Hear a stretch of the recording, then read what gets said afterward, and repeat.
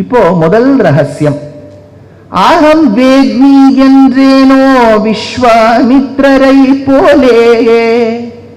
அகம் வேத்மி அந்த பெண் பிள்ளை சொல்றா, நீங்க ஞாபகம் வச்சுக்கணும், இதெல்லாம் அந்த பொண்ணு சொல்றா, இந்த ஒரு பெரியவர் சொல்லல, அந்த சின்ன குழந்தை சொன்னதை நான் சொல்றேன். அந்த பெண் ராமானுஜரை பார்த்து தைரியமா நின்னு சொல்றா, அகம் வேத்மி என்றேனோ விஸ்வாமித்ரரை போலே. அகம் வேத்மி எனக்கு தெரியும், அகம் வேத்மி என்றேனோ விஸ்வாமித்ரரை போலே. இது என்ன சுவாமி ரகசியம் அப்படின்னா, விஸ்வாமித்ர சரித்திரம் நீங்க கேள்விப்பட்டிருப்பீர்கள். அவர் எங்கெங்கோ எட்டிசையும் உழன்னோடு இழைத்து விழும் காகம் போல் க்ஷத்ரியராக பிறந்தார். வசிஷ்டருங்கிற அந்தணர் கிட்ட சண்டை, அவர் ஒரு பிரம்ம ரிஷி, அந்த பிரம்ம ரிஷி கிட்ட இந்த க்ஷத்ரியர் தோத்து போயிட்டார். உடனே ரிஷி ஆக வேண்டும் என்பதற்காக சிவபெருமானை நோக்கி தவம் இருந்தார். இழந்த அந்த தபோசக்தி வரங்களை எல்லாம் இழந்தார். அடுத்தது ராஜ ரிஷியானார், மகரிஷியானார், பிரம்ம ரிஷியானார். இதெல்லாம் ஒன்னொன்னும் ஆர்த்துக்குள்ள அவருக்கு சார்ஜ் வரும் போகும். நம்ம மொபைல கார்த்தால 100% இருக்கும், நீங்க அப்படியே ரொம்ப புன்னகை பூப்பேள். அந்த 100% இருக்கும்போது நமக்கே ரொம்ப பெரிய சாதனை பண்ண மாதிரி இருக்கும். வைகுண்டத்துக்கு போயிட்டு வந்தா, வெண்டவர் கண்டிலர்லாம் கிடையாது, வைகுண்டத்துக்கு போயிட்டு வந்தா மாதிரி இருக்கும். நீங்க கண் சிமிட்டத்துக்குள்ள 99 ஆயிடும். ஒண்ணுமே பண்ணலையே, ஒண்ணுமே பண்ணாம இருக்கும்போது அது 99 ஆறுதே. சார்ஜ் போயிட்டே இருந்து அது கடைசியா 15% கீழே வரும்போது அதுவே உங்களுக்கு காமிக்கும். கிட்டத்தட்ட இதுல இருந்து ஆத்மா பிரிய போக வேண்டிய ஒரு சம்பந்தம் வந்துடுத்தோ. அவாவகச்சூழ் அரியை அரணை அரணை அதற்றி அவாவற்று வீடு பெற்ற குருகூர் ஷடகோபன் ஆச்சாரியன் திருவடியை நினைச்சுக்கோங்க, ஆத்மா பிரிய போறதோ அதுக்கு இப்படி. அப்போ உடனே என்ன பண்ணுவோம், ஐயோ அபிராம பட்டர் எடுத்தார், குரம்பை அடுத்து குடிப்புக்கு ஆவி வெம் கூற்று கிட்ட வரம்பை அடுத்து வருகும். அபிராம பட்டர் சொல்றார், அந்த டெனன்ட் மாதிரி இந்த ஜீவாத்மா சரீரத்தை விட்டு பிரிஞ்சு போற சமயத்துல பகவானுடைய அனுகிரகத்தை நாடுவோமா, கொஞ்சம் லீஸ் எக்ஸ்டென்ஷன் பண்ணு, இடத்த தங்கணும்னு. அப்போ மறுபடியும் சொருகிட்டா அது 15லேருந்து 16 ஆகி மறுபடியும் 99 வைக்கும். புனரபி ஜனனம் புனரபி மரணம். அதேதான் விஸ்வாமித்திரருடைய சரித்திரம். பகவானை ஆராதித்து சக்தி பெறுவர்.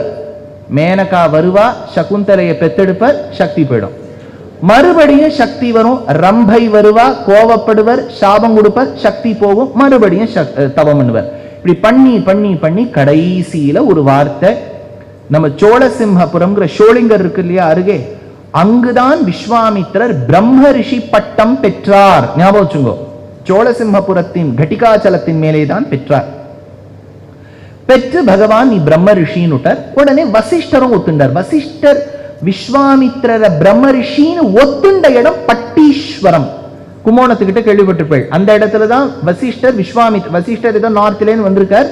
விஸ்வாமித்திரரும் எதேச்சியா வசிஷ்டர் எங்கன்னா, அவருக்கு என்னன்னா யாரு பிரம்ம ரிஷின்னு சொல்றாரோ இல்லையோ, வசிஷ்டர் வாயால நான் பிரம்ம ரிஷின்னு வாங்கிக்கணும். அதனால அவரும் நடந்து சென்றார். ஏன்னா இப்போ பாரத தேசம் முழுக்க நடக்கிறது தான் ஒரு பெரிய விஷயமா போயிட்டு, நடந்துட்டே போகணும் சுவாமி. மேலேந்து கீழே, கீழேந்து மேலே, மேலே வடவடக்கிற குளிர்ல போய் நின்னால் தேசத்தை பாதுகாக்கலாம் என்கின்ற தன்மை வந்துவிடும். இவர் நடந்து போனார். உடனே பிரம்ம ரிஷி பட்டத்தை பெற்றார். அந்த விஸ்வாமித்ரர் ஒரு சமயம் தசரதனுடைய சபை, அவனுடைய மண்டபத்துக்கு வரார். மண்டபத்துக்கு வந்தோடனே தசரதர் ரொம்ப சந்தோஷமாக ரிஷியை வரவேற்று, நீங்க என்ன கேட்கிறீங்களோ கொடுப்பேன். இந்த தப்பான கமிட்மெண்ட் தான் பெற்றோர்கள் குழந்தைகளுக்கு கொடுக்க கூடாது. நீ என்ன கேட்கறியோ கொடுப்பேன், அது சந்திரனை கேட்க எங்க போவேள். அதனால இதெல்லாம் நம் பூர்வர்கள் சொல்லும் போது திங்க் அண்ட் கமிட். அடுத்த 2 நாளைக்கு வருவேளா யோசிச்சு சொல்லு. ஒருத்தரையும் பார்த்து வச்சிருக்கேன் நான், இப்படியே நேர கேமராவை மட்டும் பார்த்து என்ன பிரயோஜனம், உங்களெல்லாமும் பார்ப்பேன். ஒருத்தரோட போட்டோவும் எனக்கு ஞாபகம் இருக்கு, வீட்டுக்கே போன் வந்துடும். அதனால நீங்கள் இந்த கமிட்மெண்ட் இருக்கணும். நீங்க இப்ப நீங்க சொல்லலைனாலும் நீங்க கமிட்மெண்ட் கொடுத்ததா நான் பாவிக்கிறேன். அதனால அடுத்த 2 நாளைக்கு வந்தோம். விஸ்வாமித்திரரை பார்த்து தசரதர் சொன்னார், நான் உனக்கு சத்தியம் செய்கின்றேன் விஸ்வாமித்திரரே, நீ என்ன கேட்கறியோ கொடு, உன் என்ன கேட்கறியோ கொடுக்குறேன். விஸ்வாமித்திரர் வாய்த்து பிள்ளையை கொடுனர், விழுந்துட்டார் இவர் கீழே. என்னை கேட்டிருந்தாலும் பரவாயில்லை, என் பிள்ளையை கேட்டு விட்டீரே, யார் உனக்கு வேண்டும். அவர் ஒருவேளை கொஞ்சம் பரதன்னு கேட்டிருந்தா கூட தசரதர் இவ்வளவு கவலைப்பட்டிருக்க மாட்டார். ஆனா அவர் கேட்டார், எனக்கு உன் பிள்ளை வேண்டும். எந்த பிள்ளை? ஸ்வபுத்திரம் ராஜசார்தூலம் ராமம் சத்ய பராக்கிரமம் காகபக்ஷதரம் வீரம் ஜேஷ்டம் மே தாத்துமர்ஹசி. ஸ்வபுத்திரம் ராஜசார்தூலம். வருதா ஆடியோ? அங்க எங்க போச்சோ? அவர் எங்க இருக்கார்? முதல் அடுத்த 2 நாள் அவர் வரணும்.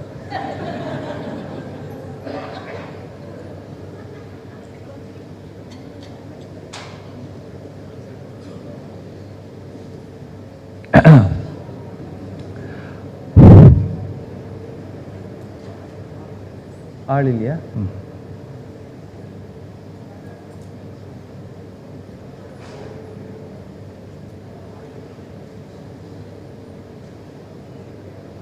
அது முதல் தடவையா உபன்யாசம் கேட்கறான்னு வச்சுங்கோ, அவளுக்கு ஒரு டவுட் இருக்கும், இவர் போர் அடிப்பரோ என்னவோன்ட்டு. தனியா போயிடுவா. பேசலாமா? இப்ப வருதா? இந்த பக்கம் வரல. ஆமா,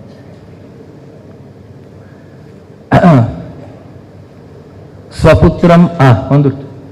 நீங்க இங்கே இருக்கலாம், நன்னா சொல்றேன், கவலைப்படாது. டவுட் அவருக்கு, நன்னா பேசுவேனோ மாட்டேனோன்னு. அது அது கவலை, அது போக வந்துட்டு அது அக்னிஹோத்திரம் பண்றது.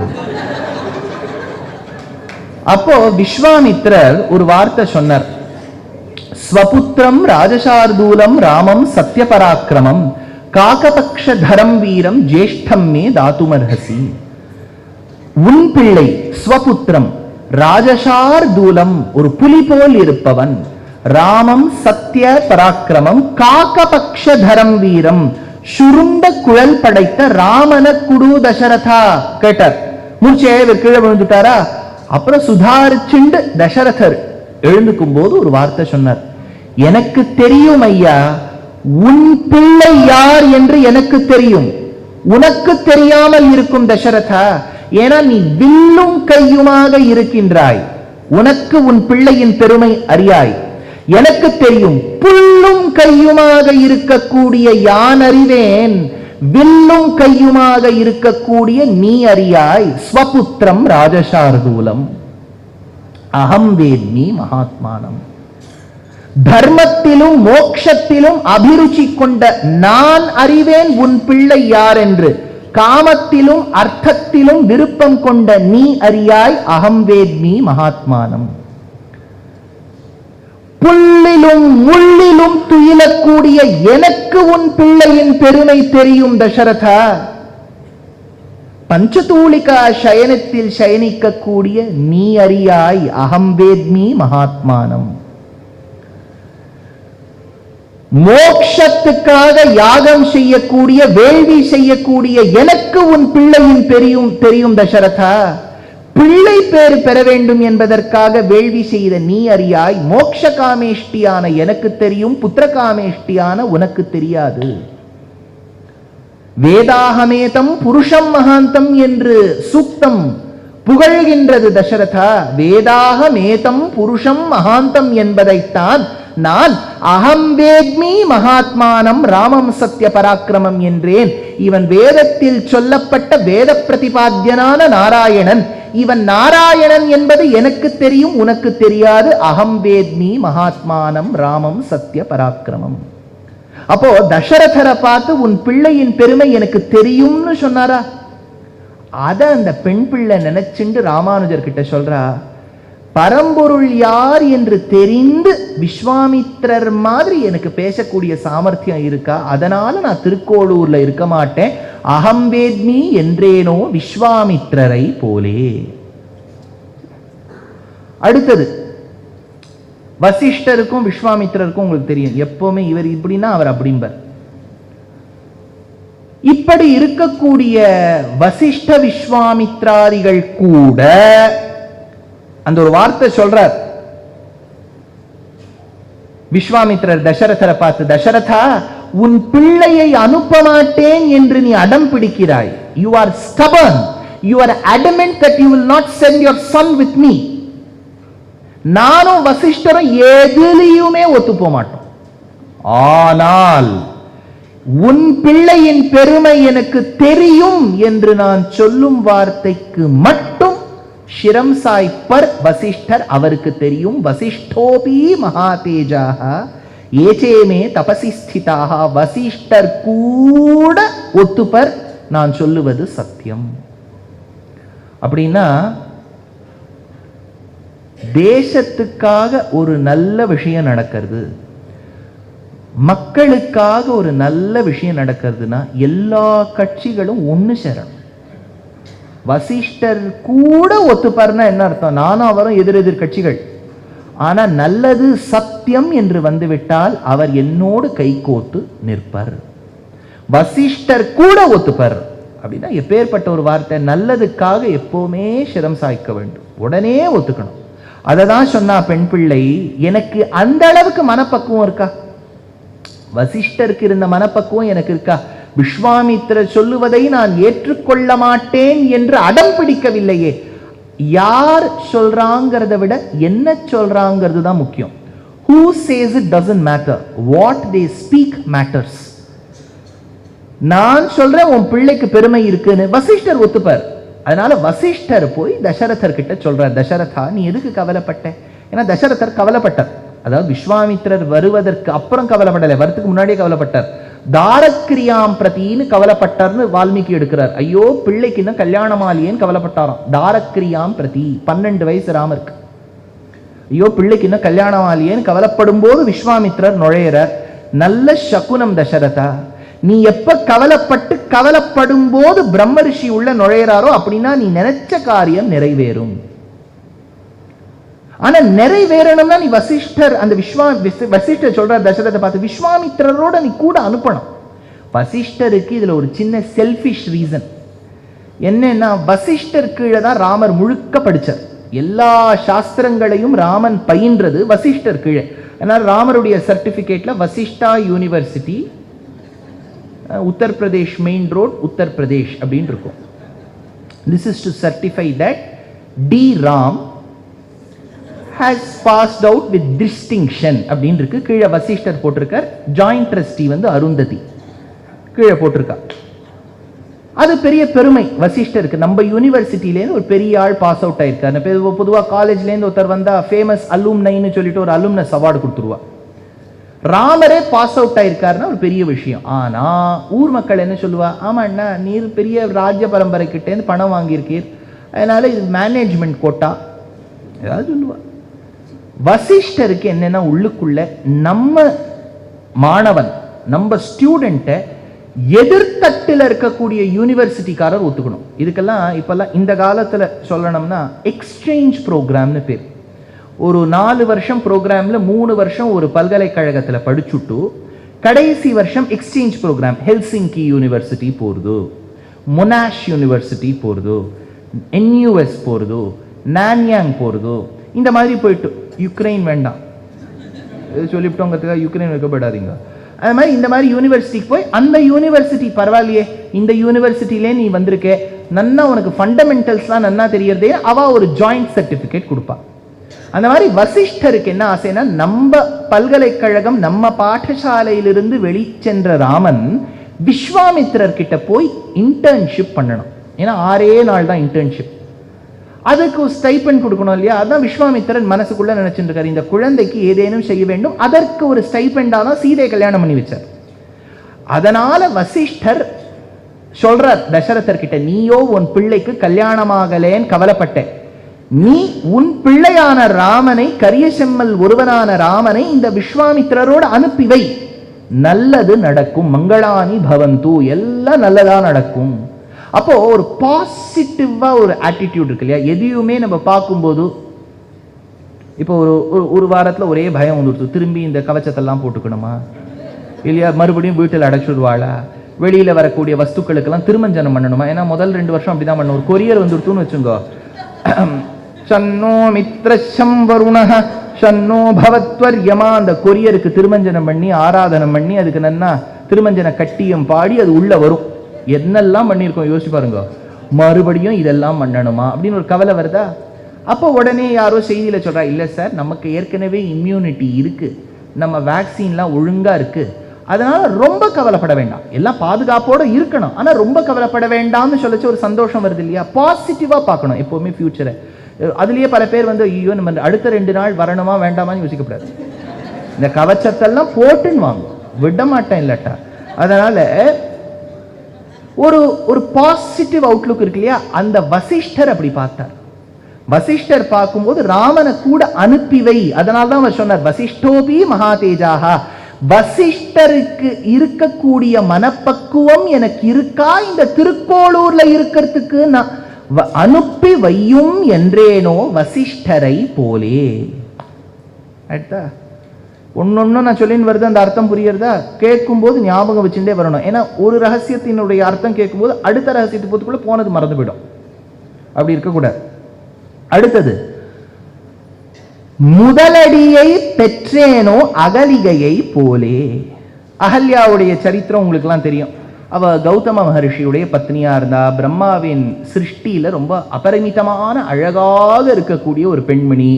அவ கௌதம மகர்ஷியை கல்யாணம் பண்ணிக்கும் போது இந்திரன் யோசிச்சான், செல்வந்தனா இருக்கக்கூடிய ராஜாவை போல் இருக்கக்கூடிய என்ன கல்யாணம் பண்ணிக்காம போய் இந்த தாடி மீசையை கல்யாணம் பண்ணிட்டு இருக்கேன், இவள் என்னுடையவள் அப்படின்னு நினைச்சான். நரசிங் மேத்தான்கிறவர் எடுத்தார். பரஸ்திரீல ஜேனா தனுமாரே வைஷ்ணவ ஜனதோ தேனே கஹியே ஜே. பரஸ்திரீல ஜேனா தனுமாரே. இன்னொரு திருமணமாகி இருக்கக்கூடிய பெண்ணை பார்க்கும்போது பெற்ற தாயை பார்ப்பது போல் பார்க்க வேண்டும். அப்படி எண்ணம் இந்திரனுக்கு இல்லை. எப்போது கௌதமர் வெளியே ஆசிரமத்துக்கு வெளியே செல்வார் என்று காத்து கொண்டிருந்தான். கௌதம வேடம் பூண்டு அகலிகையினிடத்தில் சென்றான். அகல்யாவுக்கு தெரிஞ்சு போயிடுது, முதல் அணைப்பிலே தெரிஞ்சு போயிடுது, இது ஒருவேளை கௌதமர் இல்லையோ. அப்போ அவருடைய ஜட்டாமண்டலத்தில் இருக்கக்கூடிய பாரிஜாத புஷ்பத்தில் இருந்த மகரந்த பொடிகளை பார்த்து விட்டு முகர்ந்து அவள் நினைத்தாள், இது இந்திரனாகத்தான் இருக்கும். இந்திரனாக வந்திருப்பது, கௌதம வேடத்தில் வந்திருப்பது இந்திரன் என்று தெரிந்தும் தான் பூரண மனசோடு அவனோடு ஒன்று சேர்ந்தாள். அப்போது வந்த கௌதமர் பார்த்து சாபம் கொடுத்தார். ததர்ஷ மகாபாகாம் தபசா த்யோதித பிரபாம். சாபம் கொடுத்தார். அதிருஷ்யா பவ, நீ யாருக்கும் தெரியாமல் போவாய். அதுல ஒரே ஒரு சர்ச்சை, அவ கல்லா போனாளா இல்லாட்ட இன்விசிபிள் ஆயிட்டாளா இல்லாட்டா அவள் உருவத்திலேயே இருந்தாளான்னு. ஒரு இடத்துல கூட வால்மீகி அவளை கல் என்று சொல்லவில்லை. அதிருஷ்யா, யாருக்கும் தெரியாம இருப்பேன், இன்விசிபிள். இப்ப நீங்க இன்விசிபிளியே ரெண்டு விதமா வச்சுக்கலாம். மறைஞ்சே போயிட்டான்னு வச்சுக்கலாம். ரெண்டாவது, ஏதோ ஒரு பொருளா மாறி இருக்கணும், அந்த பொருள் இருந்தும் நம்ம அதை பார்க்க மாட்டோம். இப்ப ரோட்ல நம்ம நடக்கும்போது ஏய் அங்க கல் பார் அப்படின்னு நான் நடக்கிறோம். அது பெரிய கல் இருந்தாலும் பார்த்தும் பார்க்காத மாதிரி நடக்கிறோம், கண்ணுக்கு தெரியுது, ஆனா நம்ம அதை ரொம்ப பொருள்படுத்துறது இல்லை. அப்படின்னா invisible doesn't mean invisible. It is there, it is visible, but it is of no importance. கல்லா இருந்திருக்கலாம், அல்லது பெண்ணாகவே இருந்திருக்கலாம். அகல்யாவாவே இருந்தா என்ன ஒண்ணும், கல்கட்டையை போல் பிராயஷ்சித்தம் மேற்கொண்டு தவம் மேற்கொண்டாள். ஒழுங்கா தபஸ் பண்ணா அவளை அசைக்க முடியாது, அப்படி இருந்திருக்கான்னு வச்சுக்கலாம். ராமர் விஸ்வாமித்ரர் லக்ஷ்மணனோடு மிதிலா பட்டணத்துக்குள்ள பிரவேசம் பண்ணும்போது மிதிலோபவனம்னு ஒரு இடம். மிதிலோபவனம் வரும்போது ஏதோ பாழடைஞ்ச ஒரு ஆசிரமம், இது என்னன்னு கேட்கிறார். அதுதான் கௌதமருடைய ஆசிரமம் அப்படின்னு சொல்லி அந்த அகல்யாவுடைய பூர்வ சரித்திரத்தை சொல்லி ஆசிரமத்துக்குள்ள நுழையிறா. விஸ்வாமித்ரர் நடக்கிறார், லக்ஷ்மணர் இப்படி சுத்தி கித்தி பார்த்து போட்டோ எல்லாம் எடுத்துட்டு இருக்கார், எப்படி இருக்கு அது இதெல்லாம். ராமரும் போயிட்டு இருக்கார். போகும்போது திடீர்னு ராமன் திருவடி வாரத்துல ஒரு பெண்மணி கை கூப்பி நிக்கிறா. எப்படி இருந்தார்? ததர்ஷ மகாபாகாம் தபசா த்யோதித பிரபாம் லோகைரபி சமாகம்ய துர்நிரீக்ஷ்யாம் சுராசுரைஹி பிரத்யன்னார்த்தி நிர்மிர்தாம் தாத்ரா திவ்யா மாயாமயீமிவ धूमेनाभिपरीतांगीं दीप्तां अग्निशिखामिव सतुषारावृतां साभ्रां पूर्णचन्द्रप्रभामिव मध्येऽन्यभसो दुराधर्मां दीप्तां सूर्यप्रभामिव. புகையெல்லாம் அகன்று ஒரு அழகான ஜோதிஸ்வரூபம் எப்படி வெளிப்படுமோ, எப்படி தோன்றுமோ அந்த மாதிரி வைரம் மின்றா மாதிரி சூரியன் மின்னுவது போல் மின்னினாளாம் ஒரு பெண்மணி. அப்போ விஸ்வாமித்திரர் கன்ஃபார்ம் பண்றார், எனக்கு தெரியும்பா, ஒரு காலத்துல நாங்க ஃப்ரெண்ட்ஸா இருந்தோம், இவ தான் அகல்யா அப்படின்னு சொன்னோடனே ராமர் ரொம்ப சந்தோஷப்பட்டு அகல்யாவுக்கு ஆசீர்வாதமும் பண்றார், ஆசீர்வாதமும் வாங்கிக்கிறார். வயசுல மூத்தவள் இல்லையா, அப்போ பெருமாளுடைய முதல் அடின்னா என்னன்னா அவருடைய திருவடியை பெற்றேனோ. ஆனா திருவடின்னா ஃபீட். பெருமாளுடைய பாதுகைக்கு தமிழ்ல என்ன பேரு? மரவடி. அதனால தேசிகன் சொல்ற பெருமாளுடைய திருவடி கூட படலையாம், அவருடைய பாதுகா தூளிப்பட்டு அந்த பெண்மணி கல்லாக இருந்தவள் பெண்மணியாக மாறினாள். அதனால விஸ்வாமித்திரர் சொல்றார், உன் கைவண்ணம் அங்கு கண்டேன், கால்வண்ணம் இங்கு கண்டேன். அதனால இந்த அகலிகை எடுக்கிறார் தியாகராஜர்.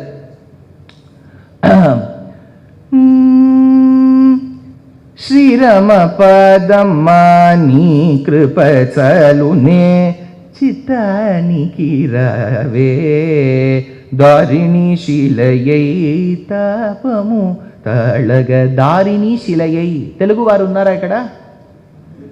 తెలుగు వారు ఉన్నారా? అర్థమవుతుందా తెలుగు? దారి అంటే ಪಂಥ, ವಳಿ. ದಾರಿ ಕನ್ನಡದಲ್ಲಿ ಹೇಳುವಾಗನೂ ದಾರಿ ಅಂತಾನೆ ಹೇಳ್ತೀವಿ. தாரிணி ಶಿಲೆயை, வழியில இருக்கக்கூடிய கல்லு. தாரிணி ಶಿಲೆயை தாபமு தாளக. அவ படக்கூடிய கஷ்டத்தை சகிக்க முடியாம பெருமாள் சாப விமோச்சனம் கொடுத்தாராம். அதனால அகல்யாக்கு சாப விமோச்சனம் அந்த பெருமாளுடைய பாததூளி. உயர்ந்த ஸ்லோகத்துல கூறத்தாழ்வான் எடுக்கிறார். வாத்சல்யாத் அபயப்பிரதான சமயாத் ஆர்த்தார்த்தி நிர்வாபணாத் ஔதார்யாத் அகசோஷணாத் அகணித ஸ்ரேய பத பிராபணாத் சேவ்ய ஸ்ரீபதி ஏக ஏவ ஜகதாம் ஏதேஜ ஷட்சாட்சிணः பிரஹ்லாதஸ்ச விபீஷணஸ்ச கரிராட் பாஞ்சாலி அகல்யா த்ருவஹ. ஔதார்யாத் அகசோஷணாத், பெருமாள் அகலிகையினிடத்தில் காண்பித்த குணம் அகசோஷணாத், பாவங்களை உடனே போக்கி விமோச்சனம் கொடுத்தார். அந்த பெண்மணி திருக்கோளூர் பெண் பிள்ளை பாஷ்யக்காரர் கிட்ட கேட்கிறா, முதலடியை பெற்றேனோ அகலிகையை போலே. அந்த அகல்யா மாதிரி பெருமாள் திருவடி ஸ்பர்ஷம் கிடைக்கக்கூடிய அளவுக்கா எனக்கு பாக்கியம்? அந்த பாக்கியம் இல்லாமல் போனதால் இந்த திருக்கோளூரில் வசிப்பதற்கு எனக்கு தகுதி இல்லைன்னு கிளம்பி போனாலாம். அடுத்த வரி, காட்டுக்கு போனேனோ பெருமாளை போலே. பெருமாள்னு சொன்னா யாரு? வெரி குட், ஞாபகம் வச்சுங்கோ.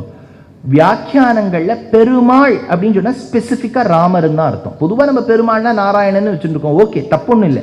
ஆனா பெருமாள்னு உரையாசிரியர் சொன்னா ராமர்னு அர்த்தம். காட்டுக்கு போனேனோ பெருமாளை போலே. ராமரை கூட்டு சொன்னார், அப்பா அப்பா ராமா, ரொம்ப வருத்தமா இருக்குடா, கை கேட்கிறா, இனிமே நீ ராஜா கிடையாதுடா, யுவராஜாவும் கிடையாது, காட்டுக்கு போ. ராமர் ஓகேன்னு. எவ்வளவு ஒரு பெரிய விஷயம் இல்லையா?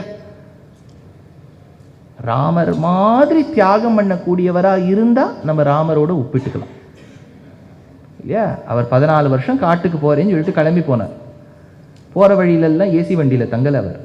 அதனால காட்டுக்கு போனேனோ பெருமாளை போலே. அதோஷயன் மகாராஜம் அகுர்வன் வ பிதுர்வசஹ முகூர்த்தம் அபி ந இச்சேயம் ஜீவிதும் குபிதே வ்யதே ஏவமஸ்து கமிஷ்யாமி வனம் வஸ்தும் அஹம் து அதஹ ஜடா சீரதர தாக்ஞஹ பிரதிஜ்ஞாம் அனுபாலயன். ஏன்னா காட்டுக்கு போகணும்னா ராமர் உடனே ஒத்துண்டார். யோசிச்சு பாருங்க, அவர்லாம் அரிஸ்டோக்ராட், சக்கரவர்த்தி திருமகன். காட்டுக்கு போன்னு சொன்னா அப்பா காரணமே இல்லாம காட்டுக்கு போங்கிற என்ன தப்பு பண்ணார் இவர்? அப்பா சொன்னாருங்கிறதுக்காக ஒத்துண்டார். பித்ருதேவோ பவங்கிற வார்த்தை பரிபாலனம் செய்ய வேண்டும் என்பதற்காக ஒத்துக்கொண்டார் ராமர். தந்தை சொல் மிக்க மந்திரம் இல்லை, தந்தையே போன்னு சொல்றாருன்னா கிளம்பி போகணும்னு கிளம்பி போனார். காட்டுக்கு செல்லும் போதும் கல்லிலும் மலையிலும் குகையிலும் முள்ளிலும் கல்லிலும் நடந்து துயின்று உழன்று எல்லாம் அப்படிதான் இருந்தார். ஜட்டா சீரதரஹா, ஜடைய வளர்த்துண்டார். ஏன்னா அங்கெல்லாம் பார்பர் எங்க கிடைப்பா?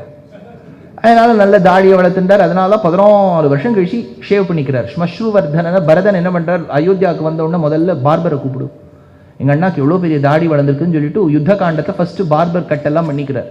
ஏன்னா அந்த 21 நாள் வீட்டுல இருன்னு சொல்லும் போதே ரொம்ப கஷ்டப்பட்டா பல பேர். 14 வருஷம் ஆச்சே.